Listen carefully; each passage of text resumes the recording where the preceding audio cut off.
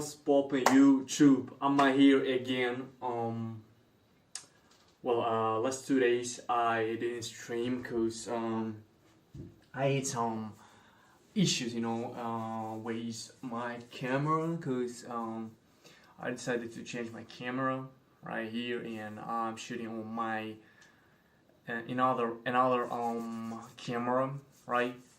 Well, um, I'm about to make some changes in my setup. I'm talking about like new microphone, new webcam, right?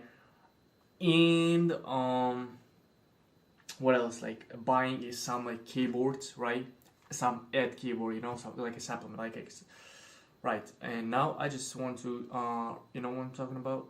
Right now, I just want to check the quality of the video that new camera it makes. So let me see. So by the way, today I wanna. Oh, by the way, guys, let me do something. Let me just not this. Oh my god. Here, change to this one.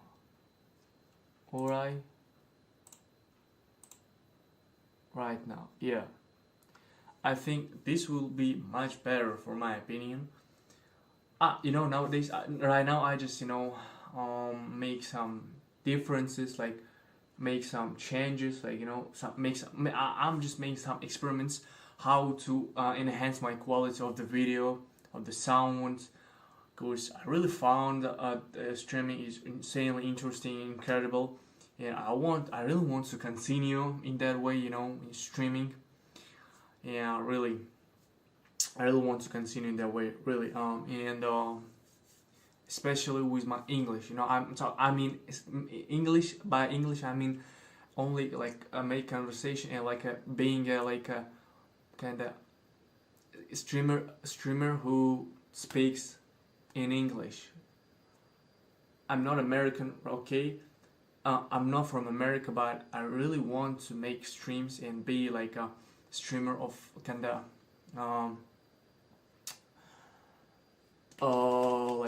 foreign from foreign country, right? That's why. So let's start. So let me check just real quick. Let me check the quality of the video. Let me check the quality of the video. All right.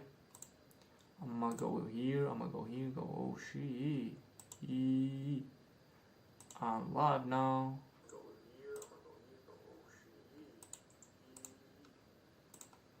Or if I put this.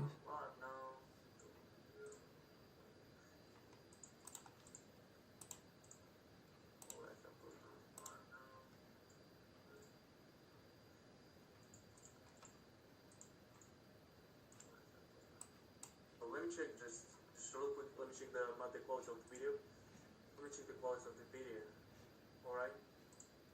I'm gonna go here. Go. Oh shit. I'm live now.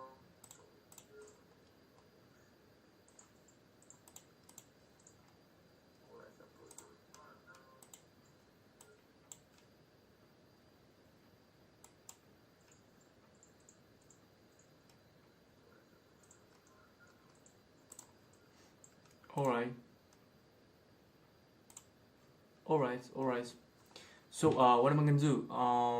The first thing that I'm gonna do right now, is you know what, guys? Of course, it will be on reading parts.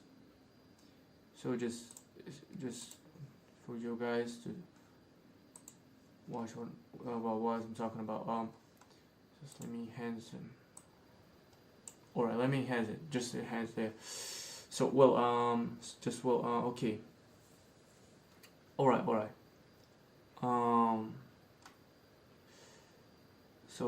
First of all,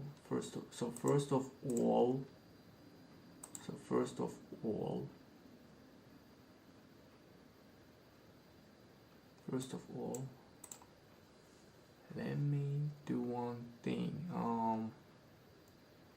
Damn, damn, damn, damn. Doom, doom, doom, doom, doom, doom, doom, doom, doom.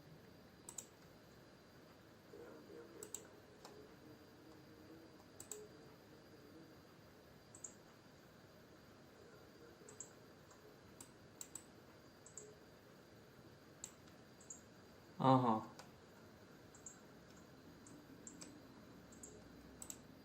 Alright, alright, alright.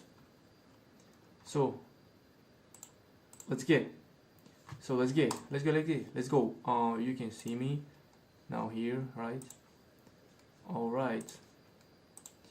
I'm open the. So I'm about to open the quick education tutorial video. Tutorial video is here. Here it is. Here it is about reading. Not care about you. They care about their back. So guys, basically this video is about 2 hours. So it will be good adventure for me for 2 hours and for you basically. I don't want like this week I want to focus more on reading and listening, right? From Monday to to Sunday or Saturday. I will be focusing on my reading and listening, and then next week of course it will be writing and speaking. So let's get it. Let's get it. Let's get it. Let's get it. Let's get it. Get it. Get it. Let's get it. You know what I'm talking about? Find the ultimate guide to IELTS reading. This is the longest, most detailed, most comprehensive guide to IELTS reading you'll find anywhere on the internet. It's going to help you understand things about the format of the test, tips and strategies that only Band 9 students really understand. We're also going to give you a strategy that is going to help you constantly improve that thousands of my students have used to get Band 9. Not only that, we're also going to give you 2 of our VIP step-by-step strategies for true, false, not given and matching headings. And at the end, I'm going to give you one of our VIP practice tests for free and show you exactly how to get 40 out of 40 by giving you a complete step-by-step walkthrough demo of the practice test. So sit back, relax, and get ready to improve your IELTS reading score. So let's start off by talking about the IELTS reading format. One thing that IELTS Band 9... Let's start off by talking about the IELTS... So, you guys see, this format, it's tips and tricks, the ultimate band, national, what the fuck? No. Format.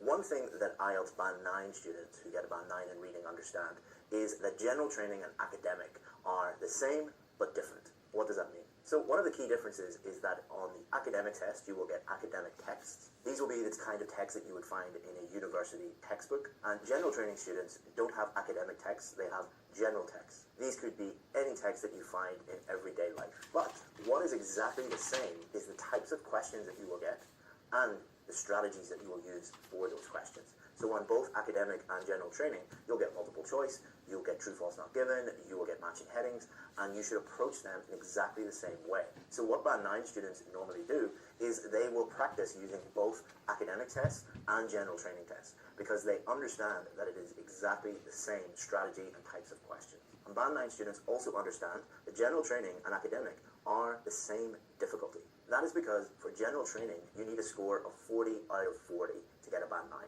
But for academic, you can get one wrong, you can get 39 out of 40 and still get a Band 9. And to be honest, the only people who think wrong, you can get 39 out of 40. Oh, let me see that. Let me see. Damn. Wait, what? Oh my god. Hey. Oh my god. What?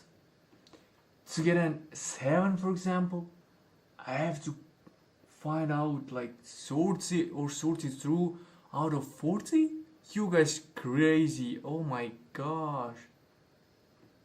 Oh my god. Oh my god.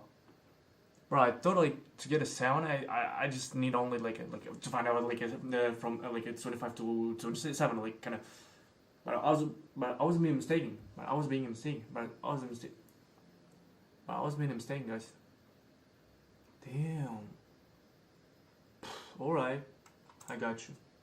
40 to get a band 9. But for academic, you can get one wrong, you can get 39 out of 40 and still get a band 9.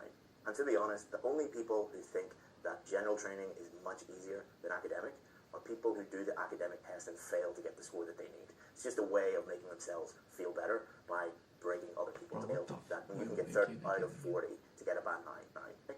Or people who do the academic test and fail to get the score that they need. It's just a way of making themselves feel better by breaking other people down to their level. The second big thing that band 9 students understand about the reading test format is that there are 3 sections, and it gets progressively more difficult as you go through the 3 sections. So section 1 is the easiest section, section 2 gets a little bit more difficult, and section 3 is the most difficult. Now, why is this? Why a lot of people, especially like the teachers says about tell about that, why section 1, section 2, it gets harder and harder. I don't think so, because in each of that sessions it's true false and other stuff and other stuff, you know what I'm talking about, in that 3 of that sections, and I don't know why they're all talking about that. Come on. Why do they do this? Well, band 3 really separates out band 7, band 8 and band 9. If you think about it, they ask you the more difficult questions at the end, so that someone who maybe has full marks but is really at a band 8 level, they'll get the last couple of questions wrong, and that brings them down to the real level, which is a band 8. Well, that's the theory anyway, but generally it works quite well that way. So band 9 students don't just start practicing and automatically get a band 9. Normally the students that we work with that eventually get a band 9 start off and get a 7.5 or an 8 or an 8.5. And when they get those scores, they don't panic. They understand that they need to focus in on those questions that they get in section 3, those questions that they get incorrect, and figure out why they got those incorrect. And we'll talk a lot more about that in the rest of this video. The other significant thing related to this point is that band 9 students tend to spend a lot less time on section 1 compared to section 2. More about that in the rest of this video. The other significant thing related to this point is that band 9 students tend to spend a lot less time on section 1 compared to section 2 and section 3. Because band 9 students think strategically about time. What a band 9 student doesn't do is spend an equal amount of time on each question. That is just it's actually a bad system, a bad strategy. Because what that does is you'll spend too much time on the easier questions and not enough time on the more difficult questions. Band 9 students spend very little time on the first part and most of their time in the middle and towards the end. And we'll talk a lot more about strategy in terms of time management later on in this video. We'll show you how to get everything done on time and what band 9 students do very, very differently when it comes to time management than all the other students. The third big thing, and this is probably the biggest thing when it comes to the difference between band 9 students and band 6 and 7 students, is that band 9 students understand that there are many different types of questions that you might get. You might get true, false, not given, multiple choice, labeling questions, and short answer questions, matching headings questions, and on and on and on and on. And band 9 students understand why IELTS asks you all of these different questions. What they're doing is they're testing a range of different reading skills and sub-skills in different orders. Therefore, crucially, what band 9 students do is they have a separate strategy for each of the different types of question that might come up. Band 6 and 7 students, what they generally do is they will have one strategy for all of the different types of questions. I've never met a band 9 student that did that. Every band 9 student that I've worked with has consistently showed me that they have a separate strategy for all of the different types of questions. It takes more work to learn that, but did you really think that band 9 students worked less than band 5 and band 6 students? And don't worry, we'll show you how to use those strategies and give you some of those strategies later on in the video. Now let's talk about computer-based versus paper-based. Are there any trends? Do band 9 students do paper more than computer-based? The short answer is no. There's no real connection between a band 9 student and if they go and do it on the computer, that they will generally get a much higher score. Remember, they are testing your ability to read in English. They're not testing your ability to read on paper or read on a screen.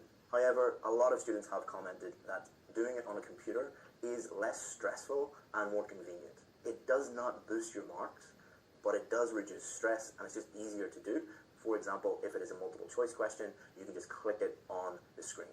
A lot of students say that that is much easier than transferring your answers over. So if you have a choice, I would choose the computer-based one, but it's not really going to improve your score. Now let's talk about time management. Do band 9 students have some secret Band 9 time management strategy tips. No, they are better at reading. What does that mean? Well, think about a race. Think about Usain Bolt running in the 100 meters. Did Usain Bolt, the night before the Olympic final, go and Google top 10 magic time management tips for running? No, he was probably sleeping. What he did was for years practice running and become better at running. He wasn't faster than the other guys, he was better at running. This is exactly the same with Band 9 students. I've never met a Band 9 student that improved to a Band 9 because they got some magic Band 9 time management tips. They were constantly improving their ability to read in English. Also, what they did was, as I said before, they had separate strategies for each of the different types of questions, and they memorized those strategies by heart. If you put a true, false, not given question in front of them, or a multiple choice question in front of them, they didn't even think about what the strategy was. They'd done it so many times that they just used it. The example I always use is riding a bike or tying your shoelaces. You don't have to think about riding a bike or think about tying your shoelaces. You've done it so many times that you do it naturally. That's exactly what Band 9 students do, and that leads to them completing everything very, very quickly. When I did the test, I got a Band 9 in 20 minutes. That's not because of time management. It's because it's my job to do this. I'm very, very good at reading. Finally, Band 9 students understand the different skills that are needed, but most importantly, when to use those skills and in what order. So they don't just skim and scan and then find very good at reading. Finally, Band 9 students understand the different skills that are needed, but most importantly, when to use those skills and in what order. So they don't just skim and scan and then find the correct answer. They do it completely different from other students, and we'll talk about that in the skills section of this video. I hope you're enjoying this video on reading, but if you really want to improve your IELTS reading, I have a free course for you that is even better than anything that we do on YouTube. It's called the IELTS Reading Challenge. What it's going to do is give you strategies for all of the different types of questions 100% free, and also show you where you can find real, reliable practice tests and strategies that will help you constantly improve your IELTS reading score. If you want to sign up for free, just click the link in the description, enter your email address, and we'll send you all of that information for free. Now, back to the video. Okay, let's give you some tips and tricks that Band 9 students normally use to improve their score. Number one, Band 9 students understand that the IELTS reading test is a vocabulary test, not just a reading test. What does that mean? Well, during the reading test, you're constantly going to be looking at the questions and looking at the text. And there will be lots of words in the questions that will be synonyms in the text. So you have to have a wide-ranging vocabulary in order to find the location of the correct answer, to understand what that sentence, what that word means, and decide the correct answer. So often students will come to me and say, I keep getting 6.5 or 6 or 7. I don't know how to improve my reading skills. Often it is not a problem with their reading skills or anything else. It is just their vocabulary is an issue. But another thing that Band 9 students understand is the best way to improve your vocabulary is reading. When you are reading, if you see a word that you do not understand, note it down in your notebook is an issue.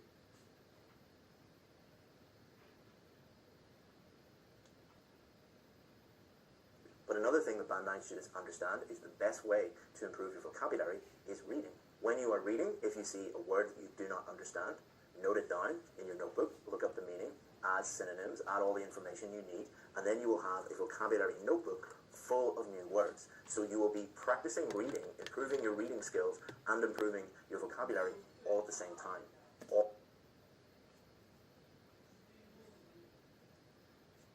All of the Band 9 students that I've worked with have followed that system. The second tip that Band 9 students follow is you will not understand every word in the text, and that's okay. When I did the test, there were a lot of words that I simply did not understand. English is a huge language. If English professors from Oxford and Cambridge looked at some of the reading text, there would be a few words in there that they might not understand. And Band 9 students understand that this is totally natural.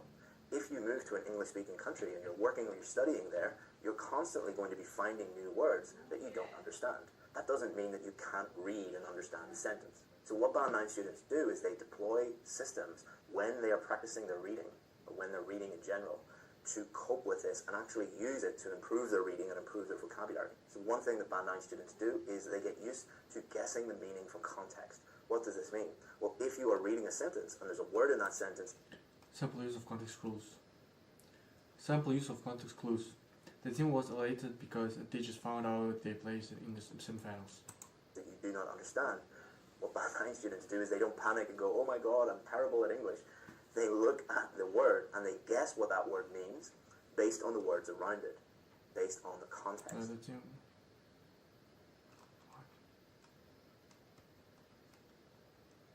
Elated, perhaps. And this fourth... For real? No, guys, for real. No, guys, for real, for real. Oh, elated. Elated. В восторге. Elated. Elated. Elated. Elated. Elated. Elated. Elated. Elated. Elated. Gotcha. Forces them to be constantly using this skill, guessing meaning from context. And then what they do is they look up the meaning of the word after they guess it, and 95% of the time, or even more than that, they have guessed the meaning correctly. So this means that you don't have to be constantly looking at your iPhone and dictionaries and apps that are showing you the meaning of stuff. This is how native English speakers read. Native English speakers aren't constantly checking up words in dictionaries. They guess what it means from context. And also, Band 9 students don't panic when they do not understand a word. So often you will see a word and you'll look at the words around it, you'll try to guess the meaning, but you still won't be sure. A lot of the time, it is not essential that you understand the meaning of that word to find the correct answer. So the biggest difference between a Band 7 student and a Band 9 student in this context is all about mindset. The Band 6, the Band 7 student will panic. Panic and stress during the IELTS test is not a good strategy to have. Band 9 student will look at that word. Do I need to know this? No. Let's move on. Remember, your job is not to understand all of the words. Your job is to get as many correct answers as possible. Tip number 3, Band 9 students read actively, not passively. What's the difference between active reading and passive reading? Well, passive reading is when you're reading a book and you're not really doing anything. You're just reading for enjoyment. You're just reading for reading's sake. Active reading is when you are reading, but you are doing something at the same time. You're actively trying to work on something. So that could be trying to improve your reading skills, your vocabulary, your grammar, your spelling, and we've already given you an time. You're actively trying to work on something. So that could be trying to improve your reading skills, your vocabulary, your grammar, your spelling, and we've already given you an example of that in this video. Remember we said that when a student sees an unusual word, a word they don't really understand, instead of just moving on, they practice the skill of guessing meaning from context, or they try to improve their vocabulary by writing it down in their vocabulary notebook. They're actively improving and actively doing something. Every single Band 9 student that I've worked with has used this technique to improve their weaknesses. So if you want a Band 9, you're going to have to read. Anyone who thinks that they're going to get a Band 9 in reading without reading is insane. So now that you've accepted that you're going to have to spend time reading in English, you have a choice.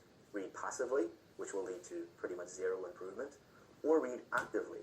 And now that you've taken the smart decision to read actively, what should you try and improve? Your biggest weaknesses. So if you suck at spelling, when you see a new word and you're like, that looks weird, the spelling looks weird, write it down, write the correct spelling down. If you need to improve your grammar, let's say you need to improve your use of punctuation. When you're reading, notice where the commas are. Why is a comma after there? Why is there no comma there? It does sound a lot like hard work, but 10 minutes of active reading will improve you a lot more than 1 hour of passive reading. So which is more work? An hour of passive reading and then you go and fail the test, or 10 minutes, 20 minutes, 30 minutes of really intense focus, and then you get the score that you need. Tip number 4, Band 9 students really read the instructions carefully. I know that it's boring, I know that you're under pressure, I know that you're stressed out, you just want to go and attempt the questions. Band 9 students tend to be a lot calmer, read the instructions, and do exactly what the instructions do. And they understand before the test, what does one word only, or 2 words and or a number, what do those things actually mean? Tip number 5, Band 9 students are very, very good at spelling. Be careful with spelling. Many of the Band 6, Band 7 students that we work with have equally as good vocabulary and reading skills, and they're just as good at reading as a Band 8 or a Band 9 student, but their spelling is poor. And if it is one letter out, it is wrong. And I know many students complain about that. Band 9 students don't complain about that. They just follow the rules, get better, and give the examiners what they want. So how do you improve that? Active reading. You're starting to see a pattern here. Band 9 students, as I've said before, are not born Band 9 students. They didn't come out of the womb being able to read and get 40 out of 40. They all had weaknesses, just like you had weaknesses. But what they did was they understood what those weaknesses are. We'll show you how to do that later on in this video. And then they actively worked on those. So if you need to improve your spelling, Every time you make a spelling mistake, note it down and then write the correct spelling beside it. And what you will start to notice are patterns. You'll start to notice particular types of words or individual words that you just have a problem spelling. Then you can do an 80-20 analysis on that. Are there words that every time you spell them or types of words, you make a mistake? If you improve that weak area, you're eliminating 80-90% of your mistakes. Tip number 6, Band 9 students practice slow and fast. What does that mean? Well, imagine you are learning how to drive a car. On day 1, does the driving instructor take you out to the motorway and say, drive at 100 miles an hour? No, that would be crazy. But a lot of Band 6, Band 7 students do that. What they do... Actually, in some cases, it could be good, like I have like a, a pal, I have a friend, like, who like, and he recently just, got his driver's license, but in the beginning of his learning, when he got his first drive experience, in that like education center, he's like he's like teacher who like teach to drive how to drive.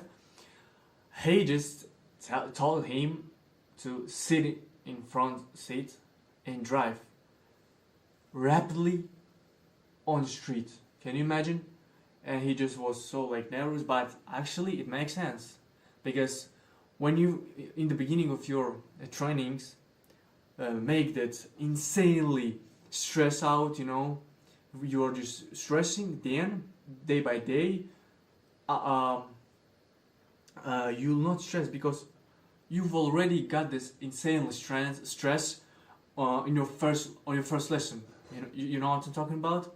And then on the next lessons, like a second source lesson, it's really easier for you to just drive. Because you're understanding that, all right, what can be worse than it?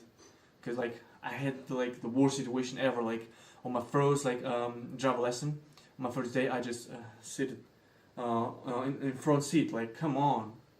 Actually, it makes sense, but whatever.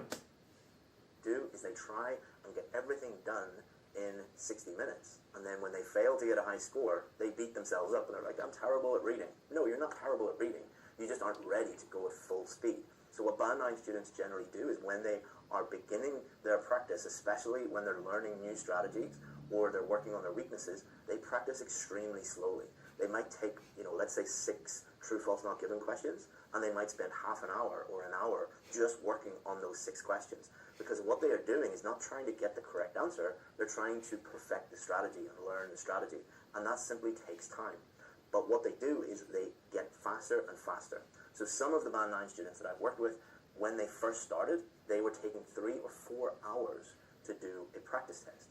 And then they would go to 2.5 hours, and then to 2, and then to 1.5, and then 1 minute 15, and then 1 minute 5, and then eventually they were getting to an hour. I know many of you want to be told how to magically get a Band 9 in 60 minutes today. You should go and watch one of the other channels if that is what you are after. You're going to get the truth here. We aren't going to lie to you here and give you, tips and tricks that are going to guarantee that you get a high score immediately. But let me share with you the best strategy that I've ever used with students that has produced more Band 9 students than any other. Let's look at the ultimate Band 9 strategy for IELTS reading. What you will need are 2 or 3 real practice tests. Do not use fake tests that you find online. Get the real Cambridge books for this. Number 2, do these under exam conditions. What does exam conditions mean? Number 1, don't do tests that you know the answers. Don't cheat. Do it as if you are really in the test, which means you've seen this test for the first time the day you do it. And the second part is that you do it in 60 minutes. And again, no cheating. If you cheat, you're only cheating yourself, and this system, the strategy will not work. Step 3, go to the back of the book and find out how many questions you got wrong. If it is spelt incorrectly, if you made a silly mistake, don't give yourself the correct answer. It is wrong. Again, you're only cheating yourself. You need to really find out which questions are wrong. Step number 4, and this is the most important part. Why did you get those questions wrong? What we're looking for here are patterns. So for example, if 80% of your incorrect answers are spelling mistakes, then spelling is your key weakness. It could be vocabulary. If you couldn't find the answer because you didn't understand the words, that is a vocabulary issue. Or it could be particular types of questions. So if you did 3 tests and every time you've seen a true, false, not given question, you got most of those wrong, then that's a strategy issue with that particular type of question. Or if you got most of the questions correct in parts 1 and 2, but most of the questions wrong in section 3, then that's normally a reading skills or a vocabulary issue. Or it just might be that you got most questions correct up until the 60 minutes, and then you got a lot of questions wrong because you didn't finish on time. That's normally a skills or a vocabulary, but most importantly, a strategy issue. You just need to understand the different strategies that are going to help you get everything done efficiently. Now that you understand what your weaknesses are, we go on to the final step, which is the most difficult step, but is the most important step. You need to work on those weaknesses. If you have a problem with spelling, you need to improve your spelling. Vocabulary, improve your vocabulary. Strategy, you need to improve your strategy. We'll show you how to improve those things later in the video. But if you just look at it and start crying and start complaining, oh, I'm terrible at spelling. We all suck at different things. We are all bad at different things. The difference between people who are successful and unsuccessful is the unsuccessful people generally cry about it. The successful people, they feel uncomfortable, but they continue to work and turn those weaknesses into strengths. That's the real difference between a Band 9 student and everyone below them. This video is sponsored by us, IELTS Advantage, and the IELTS VIP course. The IELTS VIP course is the most successful IELTS course in the world. That is a fact because we have more Band 7, 8, and 9 success stories than any other IELTS course in the entire world. We do that by simplifying the whole IELTS process, supporting you with some of the best IELTS teachers in the world, and being with you every step of the way until you get the score that you need. To thank you for making it this far in the video, I want to give you 10% off our VIP course. All you have to do is just look down in the description. You will see our special link that you need to get 10% off. Just click that and you can sign up. If you have any questions about the VIP course, always feel free to get in touch with us. Chris@IELTSadvantage.com is my email address. We answer 100% of the questions that we get. Hope that you become a VIP. If not, enjoy the rest of this free video. Okay, now that you know the ultimate Band 9 strategy, part of that strategy is finding real practice tests. So let's talk about that now, where to find these, and where I've already known. So there are I've already only knew. 4 sources I've already known. I've already known about that. of practice tests. 1 is the British Council, 2 is IDP, 3 is Cambridge English, and 4 are the Cambridge English books. Any other source is not a reliable source. Don't waste your time in the comments and ask, well, what about real, genuine practice tests? We promise they're real.com, or we promise we're not a fake IELTScompany.com. Like, don't waste your time. They are not reliable. They are all fake. If you are using fake tests, you're taking a huge risk, because the people making these fake tests, the only reason they make them is not to help IELTS students. It's to make money. If you click on their website, then they're going to make money from you. They are very, very, very rarely IELTS experts. There's a huge difference between someone who runs an IELTS YouTube channel or an IELTS website and a real IELTS expert. It takes decades to be able to produce these tests reliably. So the people making these tests will either make them really, really easy, or more commonly, really, really difficult. So if they make them too easy, you will get a high score during your practice test, and you'll be like, great, I'm ready for my test. You'll go and spend your $300, and you'll fail. Or if they are too difficult, you will lose confidence and you will never do the test because you think that you're going to fail. And it just adds a huge amount of stress and worry and just general negativity to your life. These people do not care about you. They care about their bank accounts. Do not help them by using their fake tests. And there are so many real, genuine tests that you can buy or use for free. Which brings us on to our next point. Probably now in the comments there are people writing, but the Cambridge past paper books are so expensive. Yes, they are, but they're also not really. Listen, I totally understand that many of you do not come from money. You don't have $25, $30 to just spend on a book. But spending the money on those books, and I have no affiliation with Cambridge, I don't make any money if Cambridge makes money. Spending money on those books is one of the best investments you can ever make, because you're not going to fail your test, which is going to save you at least $300. If you fail your test 3 times, which is about the average for most students,